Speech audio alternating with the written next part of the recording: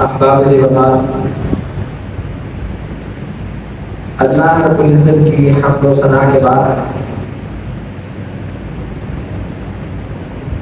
خطبہ میں آپ نے اور میں نے ہم سب نے ایک بات کو سمجھ کے اور اس کا فیصلہ کر کے جانا ہے، اس دنیا میں دو اقسام کے بندے موجود ہیں جن کا تذکرہ اللہ رب العزت نے بھی کیا ہے اور نبی علیہ السلام نے بھی ذکر کیا۔ ایک عبد اللہ، وہ جو اللہ کا بندہ ہے، دوسرا عبد الدنیا، جو دنیا کا بندہ ہے وہ اللہ کا بندہ نہیں۔ اب یہ دیکھنا میں تو بڑی آسان سادہ سی بات ہے، اور سمجھنے میں بھی انسان عام طور پہ اللہ سے جڑا ہوا بندہ یہ سمجھتا ہے کہ ہم اللہ کی عبادت کرنے والے ہیں، انشاءاللہ ہم اللہ کے بندوں میں شامل ہیں، انشاءاللہ ہے بھی۔ لیکن یہ فیصلہ آپ اور میں نہیں کریں گے کہ ہم اللہ کے بندے ہیں یا دنیا کے بندے ہیں، یہ فیصلہ اللہ رسول کے بتائے ہوئے اصول و ضوابط کریں، اور کتاب اللہ اور حدیث مصطفیٰ صلی اللہ علیہ وسلم ہم بڑی آسانی سے اپنے بارے میں فیصلہ کر سکتے ہیں ہم دنیا کے بندے ہیں یا اللہ کے بندے ہیں۔ تو یہ بات ایک بنیادی بات، یا بندہ عمل کرتا ہے دنیا کی، نمبر 1، یا عمل کیا جاتا ہے صرف اللہ کے، نمبر 2، اور تیسری شکل یہ ہوتی ہے کہ بندہ کوئی عمل دنیا کے لیے بھی کرتا ہے اور اللہ کے لیے بھی کرتا ہے، ایک تیسری شکل ہے۔ جو عمل کیا جائے دنیا کے لیے، صرف دنیا کے لیے، اللہ کے ہاں قابل قبول ہے یا نہیں؟ ضائع ہے۔ اب دوسرا جو اللہ کے لیے کیا ہے وہ یقیناً قابل قبول ہے۔ یہ جو تیسری شکل ہے کہ بندہ عمل کرے اور اس سے اللہ کی رضا بھی مقصود ہو اور دنیا کا کوئی فائدہ بھی مقصود ہو، اس کے بارے میں ایک تو یہ کہ یہ عمل میں اگر تو اللہ کی رضا غالب ہے اور دنیا مغلوب ہے، اللہ کی چاہت زیادہ مقصود ہے اور دنیا کے حرص اور دنیا کی چاہت کم مقصود ہے، پھر عمل تو اللہ کے نزدیک قابل قبول ہے، لیکن اس بندے کے عمل میں اخلاص کی کمی ہونے کی وجہ سے اس کے اجر میں کمی ضرور واقع ہو جائے گا۔ اللہ رب العزت من كان يريد الحياة الدنيا وزينتها نوفي إليهم أعمالهم فيها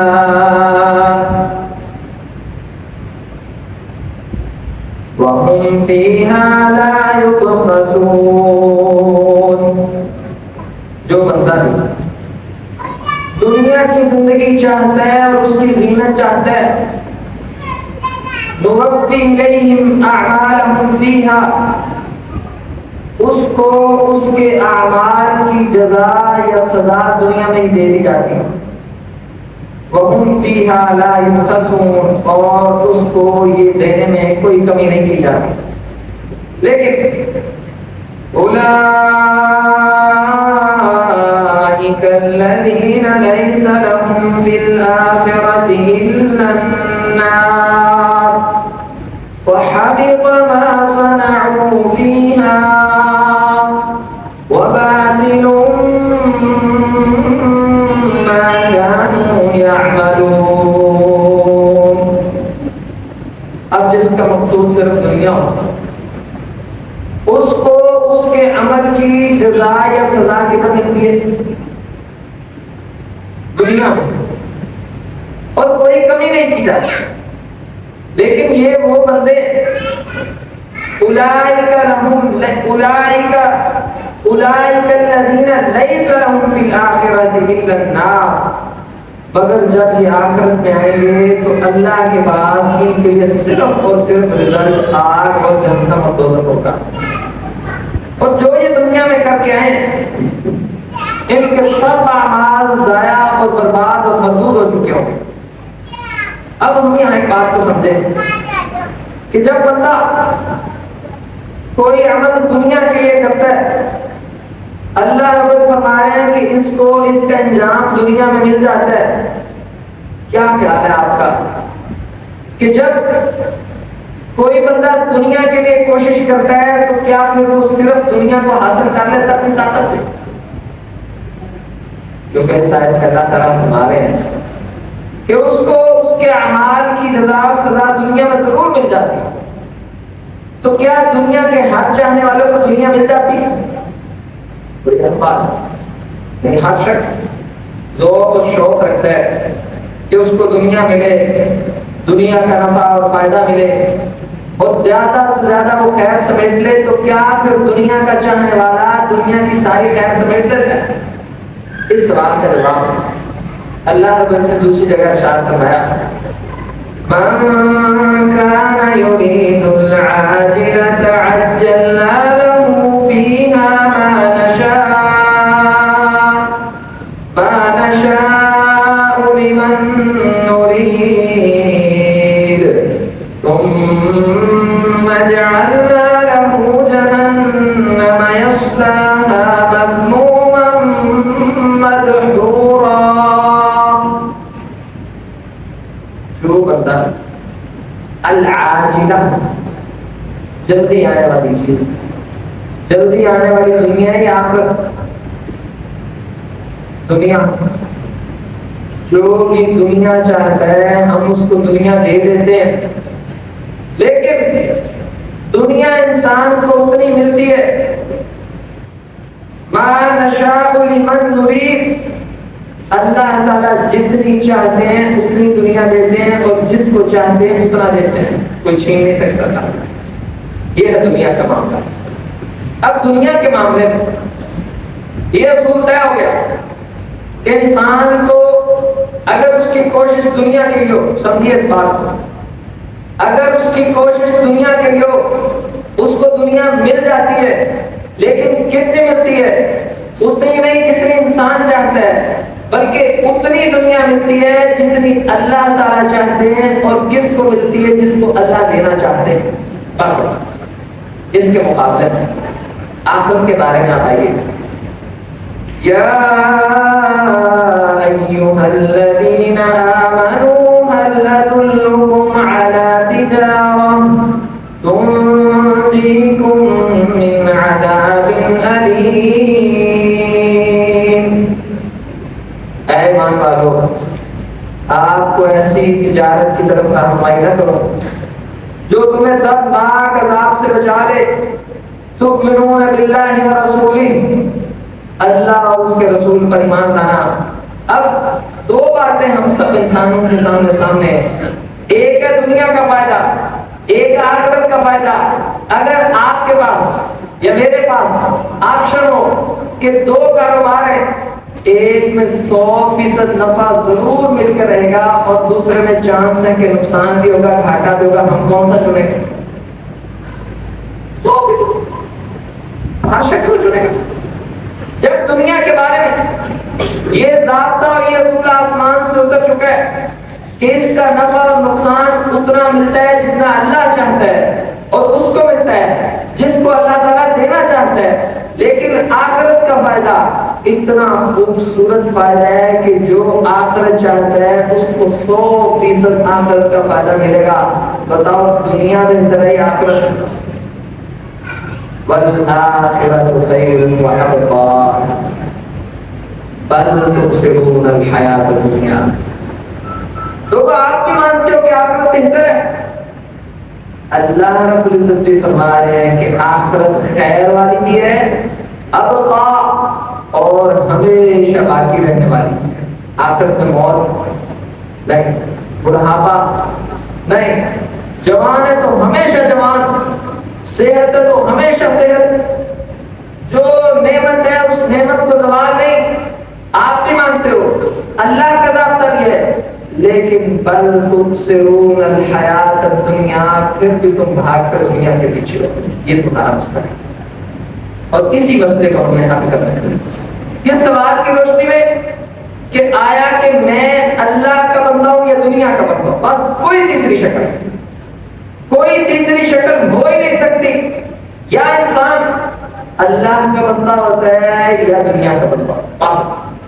اب اس کا فیصلہ نبی علیہ السلام نے ارشاد فرمایا تعیس عبد الدرہم تعیس عبد الدینار، ہلاک اور تباہ و برباد ہو گیا درہم کا بندہ، تباہ و برباد ہو گیا دینار کا بندہ. اور تعیس عبد الخمیسہ، کپڑے کا بندہ ہلاک ہو گیا. تعیس عبد الخمیلہ، دوسرے کپڑے کا بندہ ہلاک ہو گیا. ایک کپڑے سے مراد پہننے والا کپڑا، دوسرے سے مراد نیچے بچھانے والا کپڑا.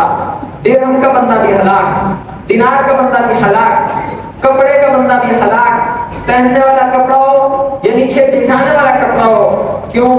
ان اعطیا، سمجھیے اس اصول کو، ان اعطیا رضیا وان لم یعطا سخطا. اگر اس کو درہم ملے، اگر اس کو دینار ملے، اگر اس کو کپڑا ملے، اگر اس کو عزت ملے، اگر اس کو پروٹوکول ملے، اگر اس کو شہرت ملے، اگر اس کو فائدہ ملے تو پھر اللہ سے خوش ہو جاتا ہے. اور اگر یہ چیزیں نہ ملے پھر اللہ سے ناراض ہو جاتا ہے. اگر یہ چیزیں اللہ تعالیٰ عطا کرے تو یہ اللہ سے خوش، اگر یہ چیزیں اللہ تعالیٰ عطا نہ کرے تو یہ اللہ سے ناراض ہو جاتا ہے. اب نبی علیہ السلام نے سمجھے ایسے بندے کے لیے تین بڑی خطرناک بدوائیں کی ہیں کہ جس بندہ جو اللہ کا بندہ نہیں ہے، دنیا کا بندہ ہے. آپ نے اور میں نے اللہ کی نعمت ہے یہ آپ کے لیے اور میرے لیے. یہ اصول اور ضابطہ اپنے سامنے رکھیں. کیسے پتہ لگے گا کہ میں اللہ کا بندہ ہوں یا دنیا کا بندہ ہوں؟ ایک اصول، صرف ایک ضابطہ، ایک اصول آپ اپنی زندگی پہ لگائیں، فوراً رزلٹ آ جائے گا کہ آپ دنیا کے بندے ہیں. یہ جمعے کا خطبہ فون چلانے کے لیے نہیں ہوتا. جوانوں اندر آ کے بیٹھو، اندر آ کے بیٹھیں. یہ جمعے کا خطبہ فون کے لیے نہیں ہوتا. اللہ سے ڈرو، شرم آنی چاہیے مسلمانوں کو. تو صحابہ کرام کا دور ہوتا ہے، آپ کو اٹھا کے باہر پھینک دینا. نبی علیہ السلام ارشاد فرما رہے ہیں کہ اگر کوئی تنکا بھی اٹھائے تو آپ اس کو روکو مت خطبے میں. جو امام کے خطبے کے سامنے 50 بندوں کے سامنے فون چلا رہے ہیں، اپنے آپ کو بھی ہلاکت میں ڈال رہا ہے، اپنے ساتھ 10 لوگوں کی توجہ خراب کر رہا ہے. بڑی ہلاکت پہ آ کے پہنچی امت. انا للہ و انا الیہ راجعون. اعوذ باللہ من الشیطان.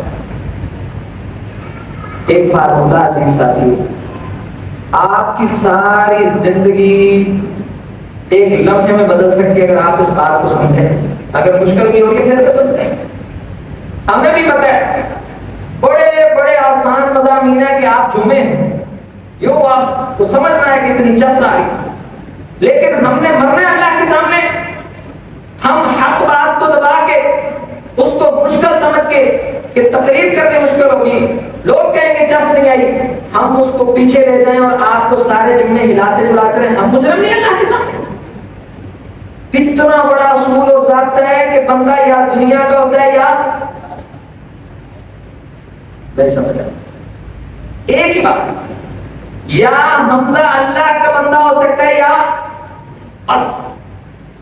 اب میں آپ کو فارمولہ بتاتا ہوں.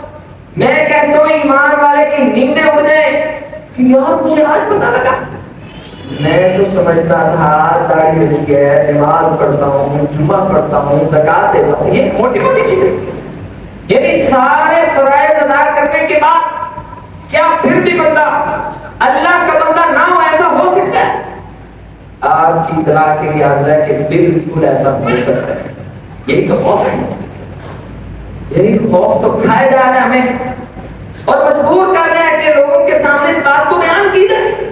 پھر سننے کا بندہ نماز پڑھے، زکات ادا کرے، فرائض سارے ادا کرے، لیکن اس کے باوجود ایک کمی بیشی اور کوتاہی ایسی ہو اس کے اندر کہ وہ اللہ کے بندے کی کیٹیگری سے نکل کے دنیا کا بندہ بن جائے، کیا یہ ممکن ہے؟ بالکل ممکن ہے۔ تو ضرورت نہیں کہ یہ مسجد کا منبر و محراب آپ کے سامنے حقیقت رکھے اور جھنجھوڑے جگائے کہ بندو جاگو۔ ایسا نہ ہو کہ آپ ساری زندگی گزارے اور سمجھے اللہ کے بندے اور حقیقت میں آپ اللہ کے بندے نہ ہو۔ اور اس کا ضابطہ یہی ہے، اگر بندہ جو حدیث ہم نے بیان کی، اگر اس کو دنیا ملے، کپڑا ملے، عزت ملے، شہرت ملے، اولاد ملے، نوکری ملے، توجہ ملے، نفع ملے، تو وہ اللہ سے خوش ہو جائے، اور اگر ان چیزوں کو اللہ تعالیٰ چھین لے تو اللہ سے ناراض ہو جائے، تو سمجھو کہ یہ اللہ کا بندہ۔ یہ میری بات نہیں ہے، میں ہمیشہ آپ سے کہتا ہوں، میری کیا جسارت ہے کہ میں اپنی طرف سے کوئی فلسفہ گھڑ کے رکھوں جب آسمان سے اترے ہوئے قوانین اتنے زیادہ موجود ہیں کہ لوگوں کو بس کوئی بتا دے۔ اب ایمانداری سے سوچو، کیا اس بات میں کوئی بچے گا؟ لگتا ہے نا پھر تو کوئی بھی اللہ کا بندہ نہیں ہوگا۔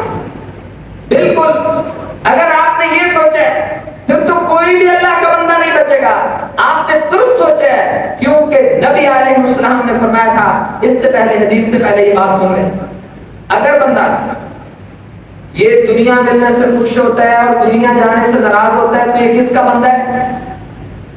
دنیا کا، بولو، دنیا کا بندہ ہے۔ اور جب بندہ یہ چیزیں ملنے سے خوش ہو اور یہ جانے سے ناراض ہو، اب یہ بندہ بن گیا دنیا کا۔ اب جو ہی یہ دنیا کا بندہ بنا ہے تو یہ شرک اصغر کی وادی میں داخل ہو چکا ہے۔ توحید سے بات کتنی آسان توحید ہے جو آپ میں نے سب کی ہے۔ توحید کا مقام اس لیے ہے کہ توحید پوری زندگی کا نام ہے۔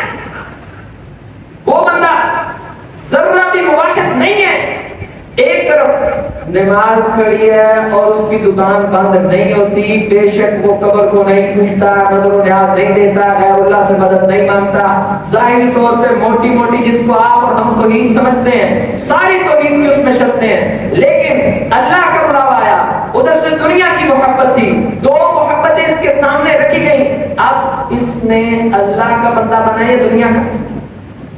یہ شرک کی بات بتا، یہ اب اللہ کے بندے کو کیٹیگری میں نہیں کرتا، بہت دور چلا گیا۔ اور اسی بات کو ہمیں سمجھنا ہے، اسی بات کا خوف دل میں پیدا کرنا ہے۔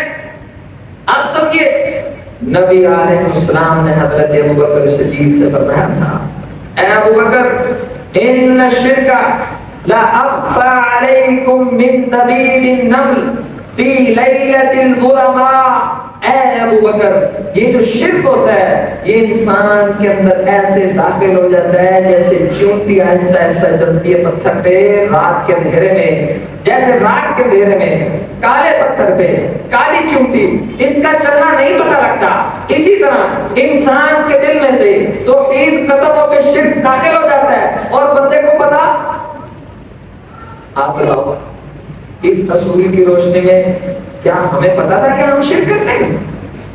ہمارے لیے تو عام سی بات ہے، ہمیں اس فکر میں بے چین نہیں کیا ہوا تھا۔ اور فرمایا کہ ابوبکر، میں تمہیں وہ دعا سکھاتا ہوں، اگر تم اللہ سے یہ دعا کرتے رہو مجھے یقین ہے اللہ تمہیں شرک سے بچائے گا۔ اللہم انی اعوذ بک ان اشرک بک شیئا وانا اعلم واستغفرک لما لا اعلم۔ اے اللہ، اس شرک سے بھی بچانا جس کا ہمیں پتہ ہے، اور اس شرک سے بھی بچانا جس کا پتہ نہیں ہے لیکن ہم اس میں پھنس جاتے ہیں۔ بصیرت ہو، اب یہ تو تھا ضابطہ، پھر سنیے ضابطہ، اللہ آپ کو مسئلہ سمجھا دے، پورے خطبے میں کچھ بیان نہ ہو، آپ کے ذہن میں یہ بات بیٹھ گئے، کتاب اللہ کی یہ دلائل پڑھیے، من کان یرید العاجلہ، جو خطبے میں لیٹ آئے ان کی محرومی کے لیے اتنا کافی ہے کہ وہ قرآن کی آغاز والی 3-4 آیات سے محروم رہ گئے، جو اس بات کی دلیل تھی جو میں نے آپ کے سامنے اصول رکھا۔ جو بندہ کپڑا، پیسہ، عزت، شہرت ملنے سے خوش ہو، جانے سے اللہ سے ناراض ہو، یہ اللہ کے بندے سے نکل کے دنیا کا بندہ بن چکا ہے۔ اب اس کا علاج کیا ہے؟ اس کے لیے نبی علیہ السلام نے کیا فرمایا؟ اب اس کو سنیے، تعیسا تعیسا، ہلاک ہو جائے گا۔ جس کو نبی علیہ السلام نے کہا ہلاک ہو جائے گا، اس کی دنیا یا آخرت پیچھے رہ گئی۔ تعیسا، ہلاک ہو جائے گا۔ مفسرین نے لکھا ہے تعیسا کا مطلب ہے منہ کے بل آگے گرے، اس کا منہ زمین پہ لگے، اس کا سارا چہرہ مسخ ہو جائے۔ ایک بدعا جو کپڑے کا یا دنیا کا بنتا ہے، تعیسا یہ ہلاک ہو جائے۔ اور دوسری جگہ فرمایا ون تکسا، یا منہ کے بل آگے گرے یا پیچھے الٹا گر کے ہلاک ہو جائے۔ دوسری بدعا، تیسری بدعا وَإِذَا شِيكَ فَلَنْ كَشَا فَلَنْ تَكَشَا، جب اس کو کانٹا چبھے تو پھر اس کا کانٹا نہ نکلے۔ اللہ،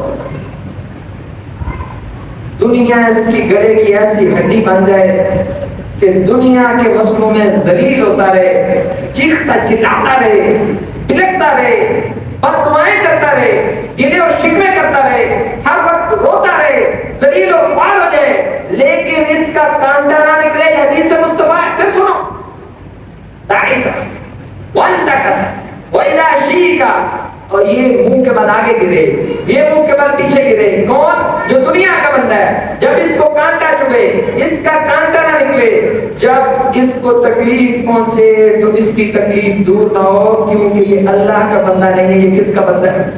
دنیا کا بندہ۔ دنیا اس کی مجبوری ہے، دنیا اس کے شوق ہے۔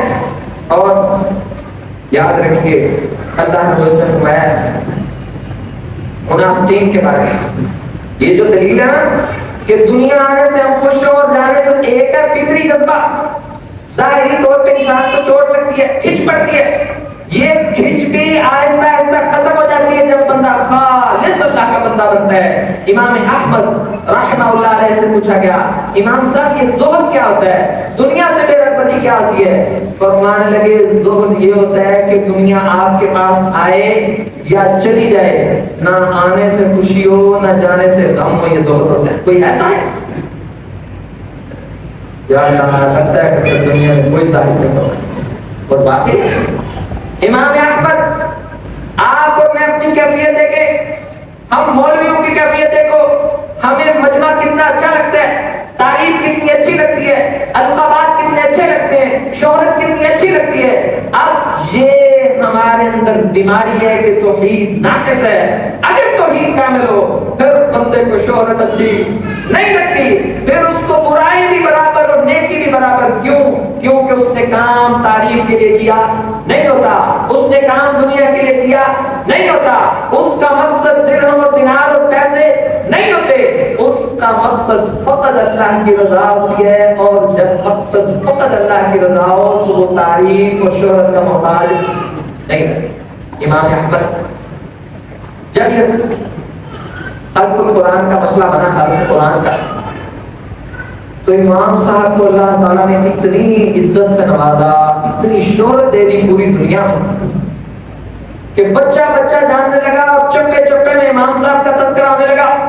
سنیے مسلمانوں، اللہ کے لیے بدلے اپنے معیار کو، خالص اللہ کا بندہ بنیے، اس دنیا کی زنجیروں کو اپنے پاؤں سے نکالیے۔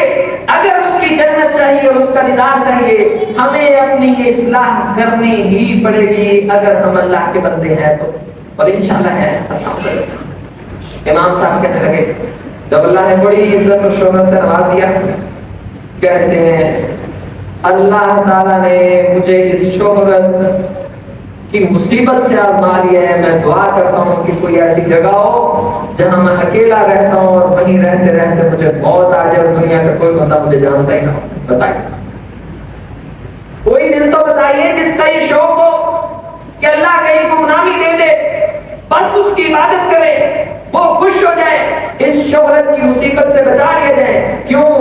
کیونکہ وہ عبد الدنیا نہیں، عبد اللہ تھے، اللہ کے بندے۔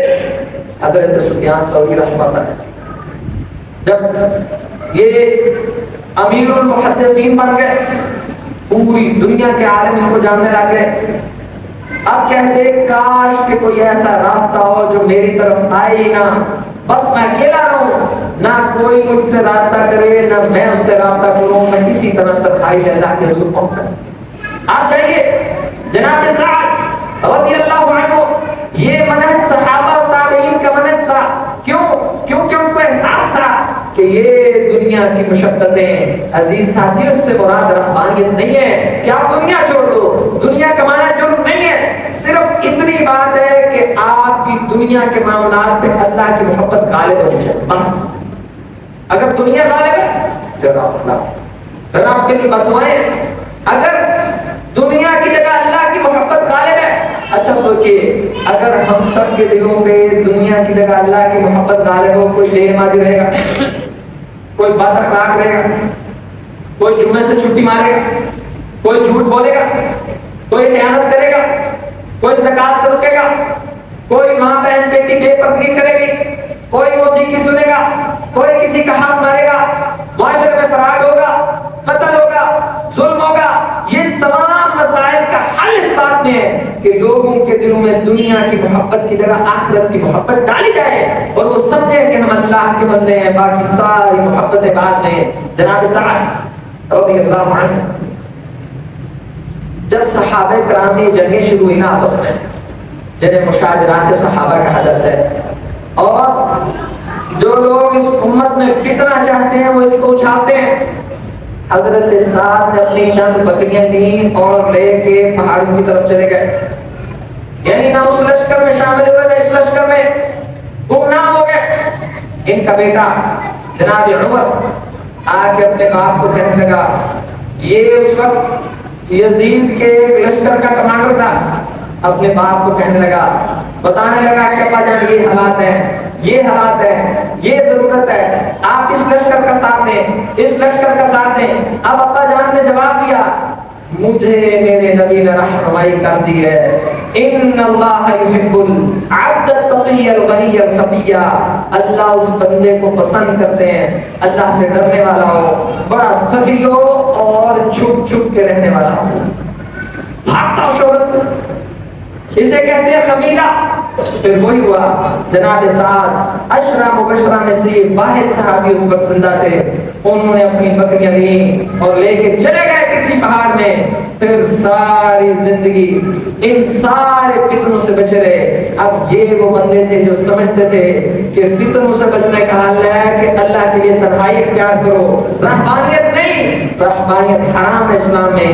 لیکن یہ مثالیں اس بات کی دلیل ہے ہم اپنی زندگی میں توازن پیدا کریں، اور توازن یہ ہے کہ اللہ کی محبت کا پہلا نمبر اور دنیا بعد، پھر انسان جا کے اللہ کا بندہ بنتا ہے۔ اللہ رب العزت نے کچھ لوگوں کے بارے میں فرمایا، وَلِلدَّارَكَ عِلْمُهُمْ فِي الْآخِرَةِ، جب آخرت کی بات ہوتی ہے تو ان کا سارا علم گم ہو جاتا ہے۔ امام حسن بصری رحمہ اللہ علیہ ایک بندے کے بارے میں کہا ہے، آپ اور ہم کیونکہ دنیا سے زیادہ تعلق رکھتے ہیں، آخرت سے تھوڑا تعلق رکھتے ہیں، الا ماشاء اللہ۔ امام حسن بصری فرماتے ہیں کہ کچھ لوگ اتنے بہترین کاروباری، دنیا کے معاملات کو سمجھنے والے کہ اگر آپ ان کے ہاتھ پہ درہم یا دینار کا سکہ رکھو، ہاتھ پہ اٹھاتے ہی بتا دیں گے کہ اصلی ہے نکلی۔ یعنی ایسے سمجھو آج ہم میں سے کوئی سنار ہو، سونے کا کام جانتا ہو، اس کی ہتھیلی پہ آپ رکھو اور وہ آپ کو دیکھ کے بتا دے کہ سونا اصلی اور نکلی، سوچو کتنا وہ دنیا کا ماہر ہے۔ لیکن امام صاحب فرماتے ہیں جب آپ اس سے پوچھو گے نماز کا طریقہ، اس کو نماز کا طریقہ تک نہیں ہے۔ عالم بالدنیا وجاہل بالآخرہ، یہ دنیا کے معاملات کے بہت بڑے عالم ہیں اور آخرت کے مقابلے میں جاہل ہیں۔ اب یہ اللہ کے بندے نہیں ہیں، یہ دنیا کے بندے ہیں۔ ایک جگہ اللہ نے فرمایا، یعلمون ظاہرا من الحیات الدنیا وهم عن الآخرة هم غافلون، یہ دنیا کے معاملات کی ظاہری زندگی بڑی جانتے ہیں، بڑے ان کو کاروبار کے داؤ پیش آتے ہیں، بڑے ان کے نفع نقصان کی باتیں آتی ہیں، بڑی پنچایتوں اور پدوں میں مارکا مار لیتے ہیں، بڑی بڑی چیزوں میں، سیاست کے میدان میں جاؤ، معیشت کے میدان میں جاؤ، خاندانی معاملات میں جاؤ، اپنی رائے رکھتے ہیں، بات کرنا جانتے ہیں، ان کی بات میں وزن ہے، لیکن آخرت کے معاملے میں بالکل جاہل ہے۔ اب یہ جو دنیا کا ماہر ہے لیکن آخرت میں جاہل ہے، اب خطرہ ہے اس بات کا کہ یہ اللہ کا بندے سے نکل کے دنیا کا بندہ بن جائے، اور پھر ان کا انجام خسارہ ہی خسارہ، ناکامی۔ اور اس ناکامی سے بچنے کا ایک طریقہ ہے، نبی علیہ السلام اللہ تعالیٰ سے دعا کرتے تھے، اللہم انی اعوذ بک من فتنۃ الدنیا، اے اللہ مجھے آپ سے اس بات کی پناہ درکار ہے، اللہ میں آپ کی حفاظت میں آتا ہوں کہ دنیا کا فتنہ مجھ پہ حملہ کرے اور میں دنیا کا بندہ بن جاؤں۔ نبی علیہ السلام دعا فرماتے تھے، اللہم لا تجعل الدنیا اکبر ہمنا، اے اللہ ہماری فکر، ہماری ٹینشن، ہمارے غم اور ہمارے علم کا منتہا، یعنی میرے علم کا مقصد، میری دنیا کا مقصد فقط یہ دنیا کی عزت، شہرت، مال اور لالچ نہ ہو، بلکہ میری دنیا کا مقصد بھی تیری رضا، کہیں دنیا کا مقصد غالب نہ آ جائے۔ انما نطعمکم لوجہ اللہ لا نرید منکم جزاء ولا شکورا، اے لوگوں ہم آپ کو فقط اللہ کی رضا کی خاطر کھلاتے ہیں، ہم آپ سے شکریہ یا دنیا کی داد نہیں لینا چاہتے۔ اب سمجھیے، اللہ کو لیتے ہیں، دنیا کو 4 یا 5 اتنے خطرناک ناموں سے پکارا ہے جو اس بات کی دلیل ہے کہ اللہ تعالیٰ نے کبھی بھی دنیا کی اہمیت بڑھا کے بیان نہیں کی تاکہ لوگ اس دنیا کے فتنے کا شکار نہ ہو، بلکہ آخرت کی تیاری میں محنت کریں۔ کیا اللہ تعالیٰ نے، اس کے رسول نے صلی اللہ علیہ وسلم دنیا کو مردار سے تشبیہ نہیں دی؟ بالکل دی۔ کیا اللہ اس کے رسول نے دنیا کو کوڑا اور کرکٹ نہیں کہا؟ بالکل کہا۔ کیا اللہ اس کے رسول نے دنیا کو مومن کے لیے عیب خانہ نہیں کہا؟ بالکل کہا ہے۔ کیا اللہ اور اس کے رسول نے، نبی علیہ السلام نے فرمایا الدنیا ملعون، دنیا ساری کی ساری لعنتی ہے، الدنیا ملعون، دنیا ساری کی ساری لعنتی ہے، مگر اللہ کے ذکر کے علاوہ، یعنی اس میں جو چیز، اگر تجارت کا مقصد بھی اللہ کی رضا ہے، اگر تجارت کا مقصد بھی اللہ کو خوش کرنا ہے، اگر تجارت کا مقصد اپنی دنیا کا گزارا کرنا، لیکن وہ دنیا کا مال، وہ تجارت دین پہ غالب نہیں ہے، اللہ کی محبت پہ غالب نہیں ہے، پھر وہ فتنہ نہیں ہے، پھر وہ مصیبت نہیں ہے، پھر وہ مرداد نہیں ہے، پھر وہ مری بکری نہیں ہے، پھر وہ کوڑا اور کرکٹ نہیں ہے، پھر وہ ملعون نہیں ہے، پھر وہ نعمت ہے۔ آپ اس نعمت کو استعمال کر کے اللہ کا قرب حاصل کرتے ہیں، لیکن سمجھیے اگر تجارت، لین دین، کاروبار، نوکری، کپڑا، درہم، دینار، عزت، چاہت، شہرت، ان ساری چیزیں کو انسان زیادہ محبوب کرے اور اللہ رب العزت کی ذات، اس کی رضا، اس کی عبادت، اس کا دین، اس کی نماز، اس کا قرآن، ان ساری خیر کی باتوں کو پیچھے چھوڑے، پھر یہ دنیا اس کے لیے خسارہ ہے، پھر اس کے لیے بد دعا ہے کہ وہ ہلاک ہو جائے، وہ آگے گرے، وہ منہ کے بعد پیچھے گرے، جب اس کے پاؤں میں کانٹا چبھے تو کوئی اس کا کانٹا نہ نکالے۔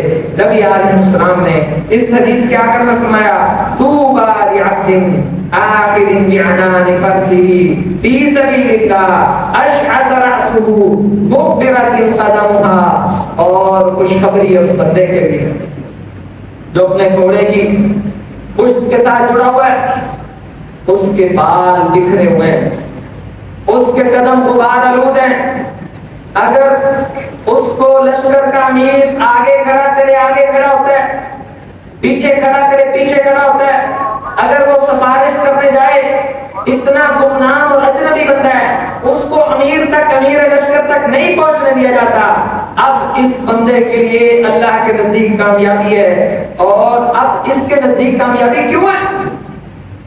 کیونکہ اللہ کے نزدیک سب سے زیادہ کامیاب وہ بندہ ہے، سب سے زیادہ دنیا کی محبت سے خالی وہ دل ہے، سب سے زیادہ اللہ کی محبت میں بھرا ہوا وہ دل ہے جو جہاد فی سبیل اللہ کی خاطر اس دنیا کو چھوڑ جاتا ہے، اس کو کوئی محبت نہیں۔ اب شروع میں بتایا کہ ہلاکت ہے دنیا کے بندے کے لیے، حدیث کے آخر میں بتایا کہ کامیاب تو وہ بندہ ہے جو گمنام ہو کے کہیں چلا جاتا ہے اور اللہ کی رضا حاصل کرتا ہے۔ اس بات کی دلیل ہے ساتھ دنیا کا کسی کے پاس زیادہ ہونا یا دنیا کا کسی کے پاس کم ہونا اس بات کی دلیل نہیں ہے کہ اللہ اس سے راضی ہے یا ناراض ہے۔ پھر سب یہ اگر دنیا کسی کے پاس زیادہ ہے، ہمارے یہاں کہتے ہیں نا اللہ کا بڑا کرم ہے، بھائی اللہ کا کرم صرف ایک حالت میں ہے، چاہے دنیا آپ کے پاس تھوڑی ہے چاہے دنیا آپ کے پاس زیادہ ہے، اللہ کا کرم اس حال میں ہے کہ جتنی بھی آپ کے پاس دنیا ہے اس دنیا پہ اللہ کی محبت غالب ہے تو اللہ کا کرم ہے۔ اگر اس دنیا پہ اللہ کی محبت غالب نہیں ہے تو وہ تھوڑی دنیا میں فتنہ ہے، وہ زیادہ دنیا میں فتنہ ہے۔ اب یہ فیصلہ ہم نے کرنا ہے کہ کیسے زندگی گزارنی ہے، دعاؤں والی، اللہ کے بندے والی یا دنیا کے بندے والی۔ اور یاد رکھیے ایک آخری ضابطہ یہ بھی سنیے، جب بندہ اللہ کا بندہ بن جاتا ہے اللہ پھر اس دنیا کا وارث اور مالک ہے، وہ دنیا کی ہر چیز اپنے بندے کے قدموں میں پھینک دیتا ہے۔ آپ نے سنا نہیں جناب محمد کریم صلی اللہ علیہ وسلم کتنا مشکل دن ملے گے کہ 30 دن کھانے کے لیے صرف پانی اور کھجور دیکھے نا، لیکن وہ دن بھی دیکھے کہ جب شاید آپ میں سے اور ہم میں سے تو کسی نے سونے کی نیتیں دیکھی بھی نہیں ہونی اور سنی بھی نہیں ہونی۔ پھر وہ دن بھی دیکھے کہ جب ہزاروں کلومیٹر سے پورے کے پورے لشکر سونے اور چاندی سے بھرے ہوئے مال کو لے کے مسجد نبوی میں آئے، اللہ کے رسول صلی اللہ علیہ وسلم سونے کی اینٹیں، سونے کی ڈوریاں، سونے کے ڈھیلے، سونے کے پیس اور ٹکرے اللہ کے راستے میں بانٹ رہے ہیں اور کہہ رہے ہیں کہ اگر محمد کے پاس صلی اللہ علیہ وسلم اس مدینہ کے کانٹوں جتنا بھی سونا ہو میں سب اللہ کے راستے میں بانٹ دوں، ہمیں اس دنیا سے کیا۔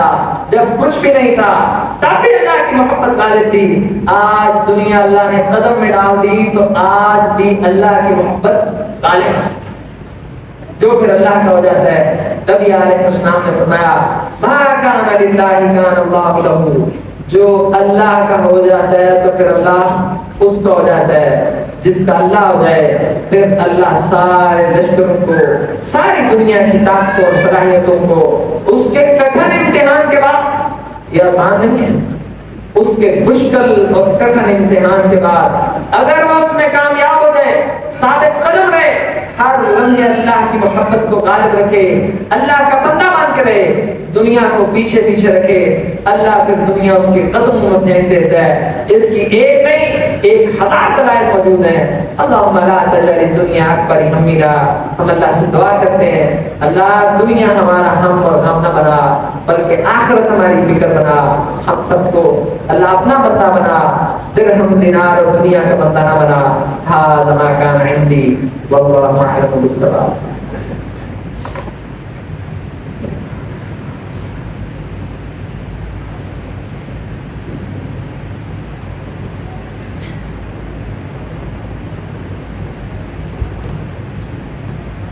إن الحمد لله نحمده ونستعينه ونستغفره ونعوذ بالله من شرور أنفسنا ومن سيئات أعمالنا من يهده الله فلا مضل له ومن يضلل فلا هادي له ونشهد أن لا إله إلا الله وحده لا شريك له ونشهد أن محمدا عبده ورسوله صلى الله عليه وسلم۔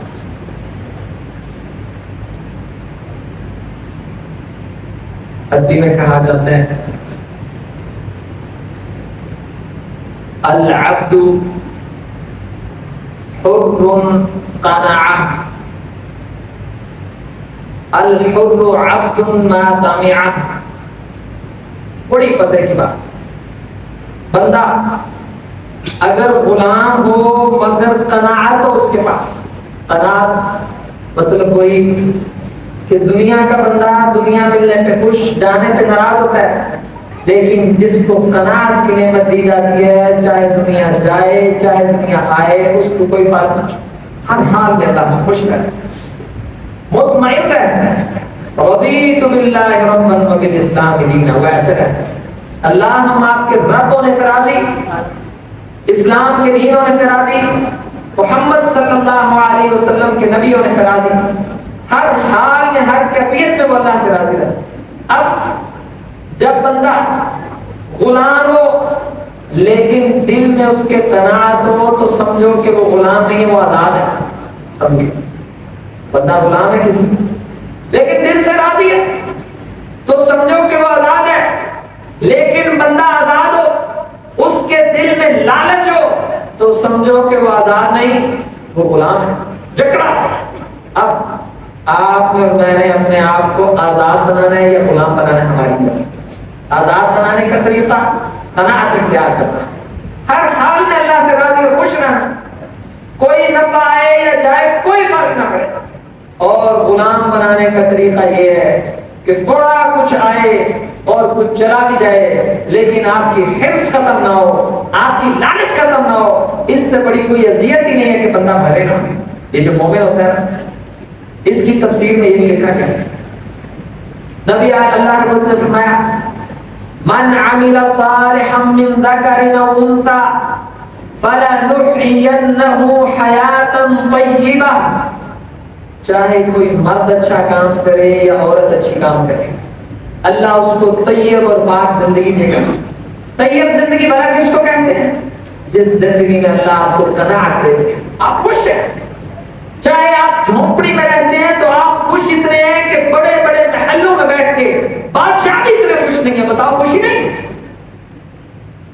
اور صحابہ کرام کا یہی معیار تھا، جب وہ ایران کے بڑے دربار میں گئے، اب دیکھا کہ ان کے پاؤں میں جوتا نہیں، پہننے کو اچھے کپڑے نہیں، شکل بتاتی ہے کہ غربتوں کے مارے ہوئے صحابہ کی بات ہے، لیکن دل کی قناعت، دل کی امیری، دل کا غنا، اللہ پہ اطمینان، یقین اتنے، اور ان کی نظر میں دنیا حقیر اتنی ہے، بادشاہت کا کوئی مقام ہی نہیں ہے، بڑے بڑے قالین ان کو متاثر ہی نہیں کرتے۔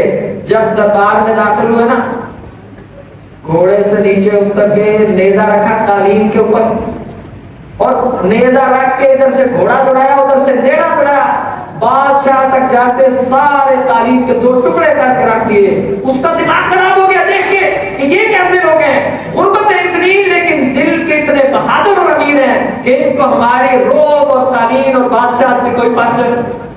یہ ہوتی دل کی امیری۔